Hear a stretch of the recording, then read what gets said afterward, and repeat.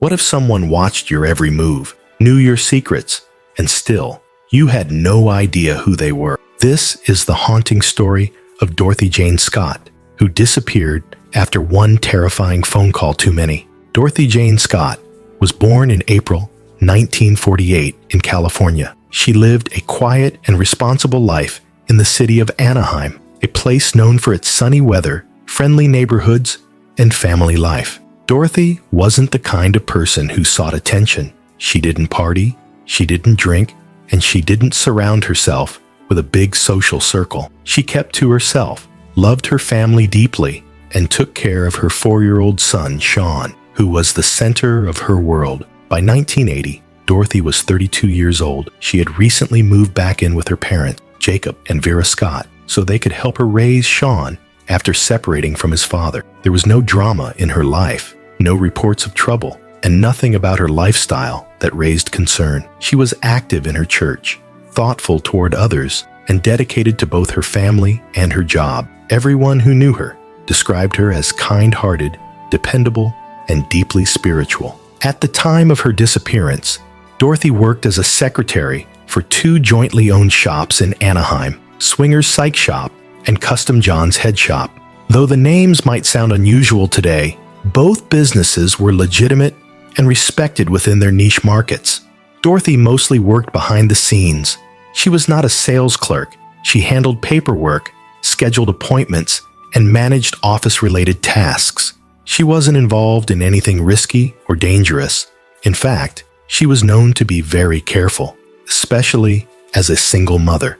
Each day, she followed a routine. She dropped her son off at her parents' house before work, returned home before dark, and spent most evenings at home. Friends and co-workers often described her as the kind of person who lived by a pattern, someone who didn't stray far from what felt safe. But despite the calm surface of her life, something deeply unsettling had started happening. In early 1980, Dorothy began receiving strange phone calls at home and at work. At first, she didn't talk much about them, but over time, the calls became more frequent and more disturbing. The voice on the other end was a man's. She didn't know who he was. He never gave a name. Sometimes he would tell her how much he loved her. Other times, he would threaten her. He claimed to be watching her and would mention things that only someone nearby could know: what she wore that day, what time she left work, and who she was talking to. Dorothy told her mother that the man once described her exact outfit from earlier that day. Another time, he said he would hurt her in a way no one would ever be able to fix. These weren't just prank calls. Dorothy knew she was being followed, and she was afraid. Her family offered to help, but she didn't know who to suspect. She had no known enemies, and the voice wasn't familiar. She believed it might be someone she'd seen in passing, maybe a customer at the shop, or someone who had noticed her routine, but there was no way to be sure. One day, the man left something behind. Dorothy walked out to her car and found a single dead rose placed on her windshield. No note, no message, just the rose. Another time, the caller told her to come outside. When she looked, there was no one there, but her dog was barking, and the feeling that someone had just been standing there wouldn't leave her mind. Her parents became increasingly concerned. They wanted her to go to the police, but Dorothy hesitated. Without a name or proof, she didn't think they would be able to help. She even talked about buying a gun, though she never followed through with it. She did, however, begin taking self-defense classes. She also changed up her routines, took different driving routes, and paid more attention to her surroundings. Dorothy didn't want to scare anyone, especially her young son. She kept most of her fear to herself and continued on with life as normally as she could. To the outside world, nothing looked unusual. She was still showing up to work on time, still spending her evenings at home with Sean, and still smiling politely at people around her. But behind that calm surface, something was growing, a sense of danger that she couldn't shake, and she was right to feel it. Just a few months later, on May 28, 1980, that fear became real. It was the last normal day in Dorothy's life, and from that moment on, her story would become one of the most haunting cases California has ever seen. By the start of 1980, Dorothy Jane Scott's life was no longer quiet. On the surface, things looked normal. She worked during the day, came home to her parents and son in the evening, and kept her life simple and organized. But behind closed doors, something had changed. Dorothy was being watched. The strange phone calls had started months earlier, and they quickly became part of her daily life. The voice on the other end was a man's, soft, calm, but disturbing. He never said his name, and Dorothy didn't recognize the voice. At first, he claimed he loved her. He would say things like, "You're the only one for me," or "I just want to take care of you." But soon, his words turned darker. He began describing exactly what she was wearing each day. He knew when she left for work. He knew who she spoke to. Once, he told her she shouldn't wear a particular scarf again because he didn't like it. Another time, he described the jewelry she wore and said it would look better in his collection. That's when Dorothy started to panic. This wasn't just someone playing a prank. This was someone close enough to watch her without being seen. The man also made threats. During one call, he told her he would get her alone and that no one would ever see her again. Another time, he said he had a surprise waiting for her in her car. Later that evening, she found a single dead rose on her windshield. It was placed carefully under her wiper, with no note and no sign of who had left it. Dorothy began changing her routines. She took different routes to and from work. She stopped going out at night unless she absolutely had to. She started taking self-defense classes at a local community center. At one point, she even considered getting a handgun for protection, but she never followed through. Her mother, Vera Scott, later said, she was scared, but she didn't want to live in fear. She just wanted it to stop. She also began confiding more in her family, especially her parents. She told them about the man's voice, the things he said, and the way it made her feel. Her father, Jacob Scott, urged her to go to the police, but Dorothy didn't think it would help. She had no idea who the man was. Without a name or evidence, she believed the police wouldn't be able to do much. She chose to keep it quiet, hoping the calls would stop on their own. But they didn't. The tension in Dorothy's life kept growing. The calls came almost daily. Sometimes they came to her workplace, other times to her parents' home. The voice never slipped. It was always calm, never rushed, always focused. He didn't ask questions. He made statements. Statements that showed he was watching, listening, and waiting. One of the most disturbing things about the caller was that he never seemed angry. He never screamed or panicked. That calmness made it worse. Dorothy said it felt like he really believed what he was saying, as if she truly belonged to him. It wasn't just a threat. It was obsession. At work, her co-workers started to notice she was distracted. She would check the windows more often, or double-check that the doors were locked. She tried to act normal around her young son, Sean, but the worry was always there. Every phone ring made her freeze. Every shadow on the street made her look twice. And then came May 28th, 1980, a day that started like any other, but would end in the most terrifying way. That evening, Dorothy went to a staff meeting at the shop where she worked. She almost didn't go, but decided it was safer to stay around familiar people. The meeting was uneventful until one of her co-workers, Conrad Bostron, began complaining of pain and swelling on his arm. It looked like a spider bite, and Dorothy offered to take him to UC Irvine Medical Center. Another co-worker, Pam Head, went along for support. They got to the hospital safely. Conrad was taken in, and Dorothy waited with Pam in the lobby. She never mentioned anything about the calls that night. She never showed signs of panic. If she was worried, she hid it well. But all the fear, all the tension that had been building over the past few months, everything was about to come to a breaking point.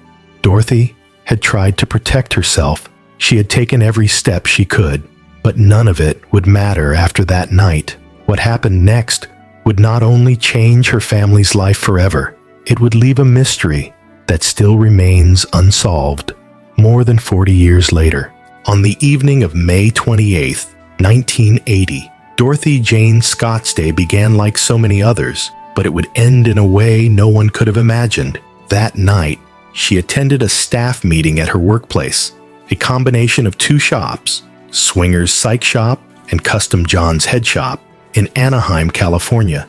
These were shops Dorothy had worked at for years, and she was trusted by everyone there. Though she wasn't outgoing, she was known to be responsible, kind, and helpful. During the meeting, one of her co-workers, Conrad Bostron, began complaining that his arm was hurting badly. It looked red and swollen, and the group believed he may have been bitten by a spider. Dorothy, always the caring type, offered to drive him to the emergency room. Another co-worker, Pam Head, decided to come along for support. They all got into Dorothy's car, a white 1973 Toyota station wagon, and drove to UC Irvine Medical Center. They arrived around 9 p.m., and Conrad was taken in for treatment, while Pam and Dorothy waited in the lobby. According to Pam, the two women stayed together the entire time. Dorothy never appeared upset or afraid. She didn't mention the strange phone calls or any concern that she was being followed. She seemed calm and polite, just like always. By 11 p.m., Conrad was ready to go home. Dorothy told Pam she would go get the car and meet them at the front entrance. Pam waited at the doors while Conrad was released. Minutes passed, then more, but Dorothy never pulled up. At first, Pam and Conrad assumed there was a delay. Maybe she went to the wrong entrance or stopped to use the restroom. But after 20 minutes, they began to worry. They walked through the hospital parking lot, looking for the car. It was gone. Dorothy had vanished. What followed was a long, confusing wait. Neither Pam nor Conrad had any way of contacting Dorothy. She hadn't said anything unusual. She had simply left to get the car and never came back. They contacted her family, then the police. Everyone hoped she had just gone home or had a small emergency. Maybe she got turned around, but that hope disappeared in the early hours of the next morning. At 4:30 a.m. on May 29th, 1980, just 5.5 hours after she was last seen, Dorothy's car was found burning in an alley in Santa Ana, about 10 miles from the hospital. There was no sign of Dorothy. The car had been set on fire deliberately. Police said it was still warm when they arrived, meaning the fire had only recently started. Inside the car, there was no evidence of what had happened. No struggle, no sign of a robbery. Dorothy's belongings were missing. Her purse and personal items were never recovered. What made it worse was how completely silent everything was. No witnesses, no fingerprints, no clear direction to follow. It was as if Dorothy had disappeared without a trace. At this point, investigators didn't know what to believe. They questioned Pam and Conrad, who confirmed everything that had happened at the hospital. Dorothy had never left their sight until the very last moment. No one had followed them that they noticed. There were no arguments, no suspicious behavior. Everything had seemed normal until it wasn't. The police considered several theories. One was that Dorothy had been followed from work, possibly by the man who had been calling her for months. Another was that someone had been waiting for her outside the hospital and used the opportunity to approach her once she was alone. But no one saw or heard anything. Surveillance technology at the time was limited, and there were no cameras in the parking lot. In the days that followed, Dorothy's disappearance was reported in the newspapers and on local TV. Her parents, Jacob and Vera Scott, were devastated. They didn't understand how someone could vanish in a public place without a single person noticing. Dorothy wasn't someone who would run off. She had a son. She had responsibilities. She had already been living in fear for months. Then, the phone rang. Just days after Dorothy disappeared, her mother began receiving calls at the house. The voice was the same one Dorothy had described before. Calm, male, cold. He asked the same question every time. Is Dorothy home? He never said who he was. Sometimes he claimed to have her. Other times, he said he had done something terrible. The calls were short. He never stayed on the line long enough for police to trace him. These calls continued for 4 years, always during the daytime, always to the house phone. The police tried to set traps. They had the phone tapped, but the caller was smart. If a man answered, he hung up. If her mother answered, he spoke. The voice became a haunting presence in their lives, an unseen person who seemed to enjoy their suffering. At this point, the police knew something more sinister was going on. This wasn't random. It was personal. Someone had been watching Dorothy. Someone had been waiting. And now, They were playing a cruel game with her family. The search for Dorothy continued, but weeks turned into months. Months turned into years, and still, there were no answers. The person behind the calls never came forward, and Dorothy never returned home. 4 years had passed since Dorothy Jane Scott vanished from the hospital parking lot in May 1980. Her family had lived every day in a state of fear, sadness, and confusion. They still didn't know what had happened to her, and the most chilling part was that the phone calls never stopped. The man who had been calling Dorothy before she disappeared now called her mother, Vera, on a regular basis. His voice was calm, even polite. He never shouted. He never sounded nervous. He would simply ask, "Is Dorothy home?" Sometimes he said he had her. Sometimes he said he had taken her life. Other times, he claimed she was still alive and being held somewhere. The messages changed, but the tone was always the same: cold, quiet, and filled with control. The phone calls usually came on Wednesdays, always when Vera was alone at home. The police tried again and again to trace the calls, but they ended too quickly. The man knew what he was doing. He never stayed on the line for more than a few seconds. When Dorothy's father, Jacob, answered the phone, the caller would hang up immediately. This went on for years. Then everything changed. On August 6, 1984, nearly 4 years and 2 months after Dorothy disappeared, construction workers were doing routine work in an area near Santa Ana Canyon Road, not far from where Dorothy's car had been found in 1980. While digging in the dirt, they came across something unusual: bones. The police were called in right away. As they searched the area, they discovered human remains buried in the soil, along with some items of clothing and personal belongings. Among the items were a turquoise ring and a watch. The watch was frozen in time. It had stopped at 12:30 a.m. on May 29, 1980, which was roughly 1 hour after Dorothy was last seen at the hospital. The remains were sent for examination. Using dental records, they were officially confirmed to be those of Dorothy Jane Scott.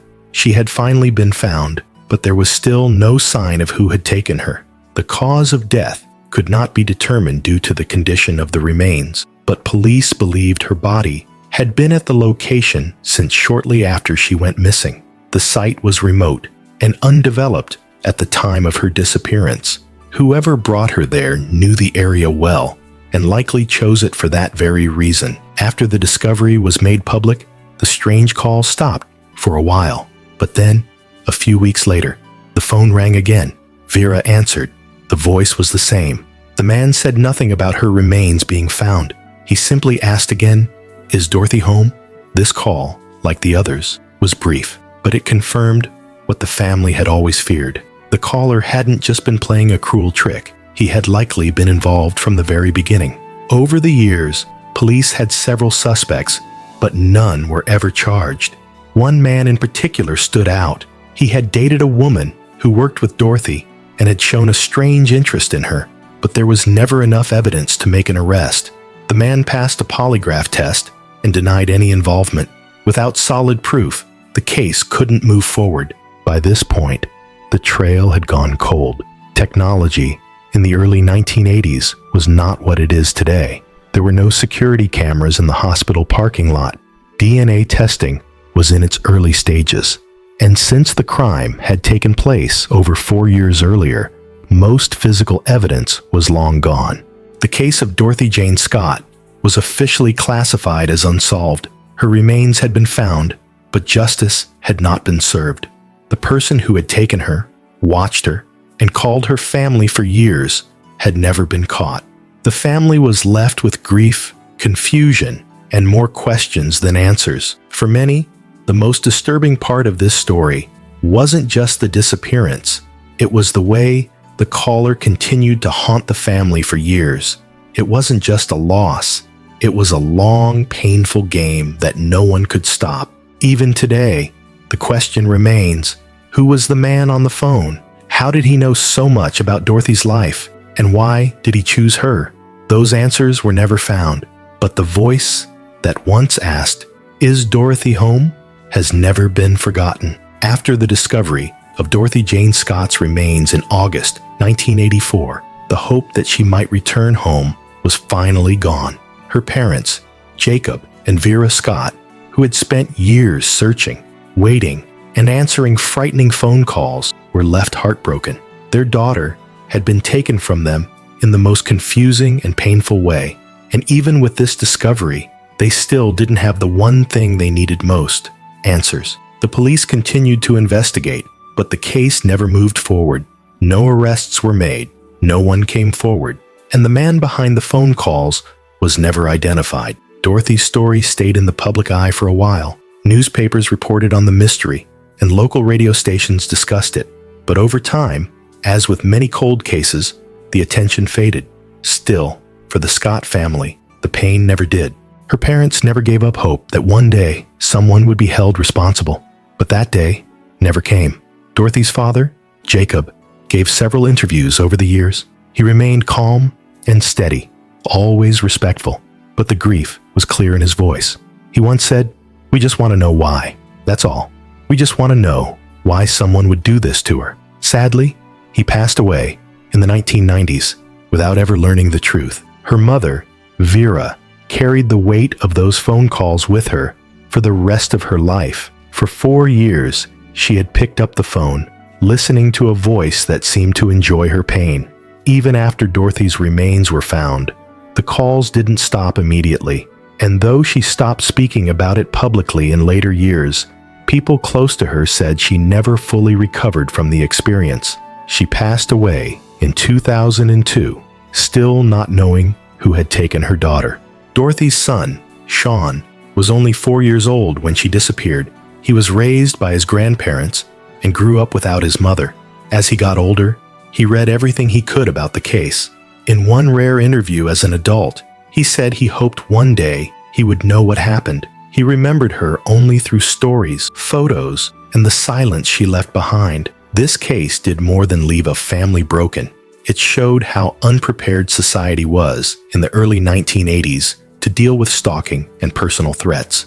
At the time, there were no stalking laws.